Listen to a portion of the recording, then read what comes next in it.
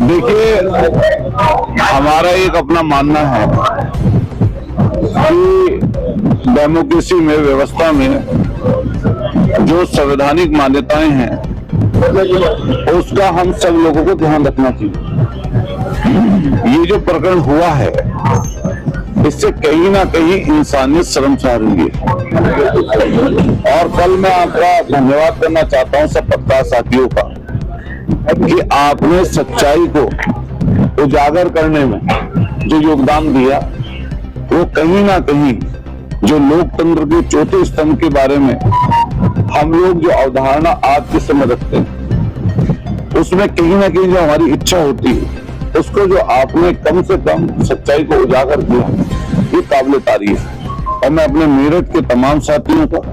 मैं धन्यवाद on camera धन्यवाद करना चाहता हूं, क्योंकि उस सच्चाई को आपने देश दुनिया तक पहुंचाया।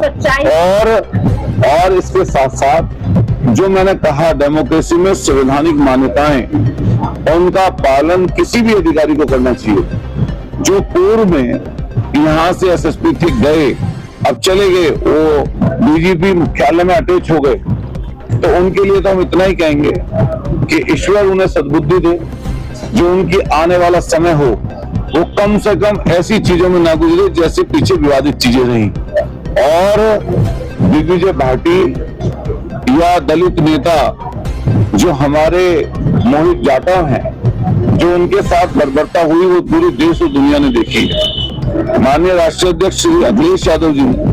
पहले दिन ही उसका संज्ञान लिया और संज्ञान लेकर हमारे सारे लोगों को आदेशित किया कि इनके इंसाफ के लिए आप अधिकारियों से मिलिए,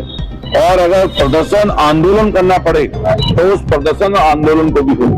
कल इसी कड़ी में हम लोग एडीजी महोदय से मिले थे और हमने उनसे सब बातों से उन्हें अवगत कराया था। परसों मैं खुद डीआईजी महोदय से मिला था, मैंने उन्हें भी अवगत कराया था। इससे पूर्व में हमने उत्तर प्रदेश के जो डीजीपी हैं पुलिस के, उनको भी पूरी बातों के बारे में अवगत कराया। और हमारी जो मांग थी वो ये भी थी कि जो पुलिस कप्तान के साथ यहाँ से हटे हैं, उसके साथ साथ जो ललिता गौतम वाला विषय था पूरी देश दुनिया ने देखा, लेकिन इंस्पेक्टर सिविल लाइन जिनकी कल पूरी जांच पड़ताल करने डीआईजी सहारनपुर आए थे, जिसमें वहां पर दिग्विजय भाटी और मोहित जाटव के पूरे बयान हुए, और बयान होने के बाद में हमने जो मांग रखी थी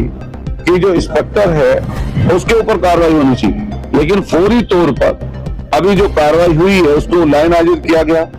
और 8 लोगों को साथ साथ उसके सिपाही जो थे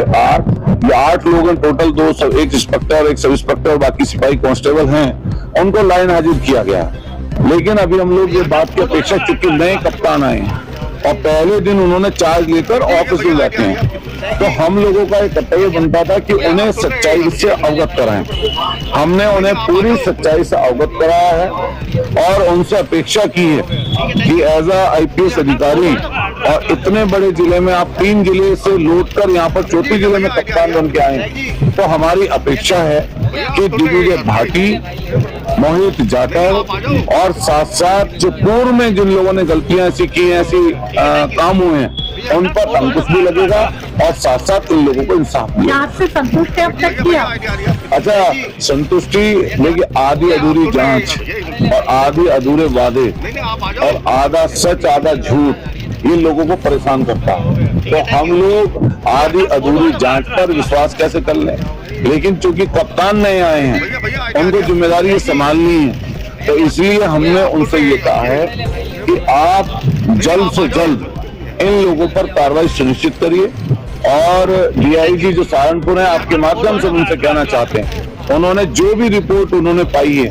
तत्काल उस रिपोर्ट को शासन में या जो भी अपने शीर्ष अधिकारी में सौंपें और उस जांच को कम से कम जनता के सामने आना चाहिए कि सच्चाई की जांच क्या हुई है।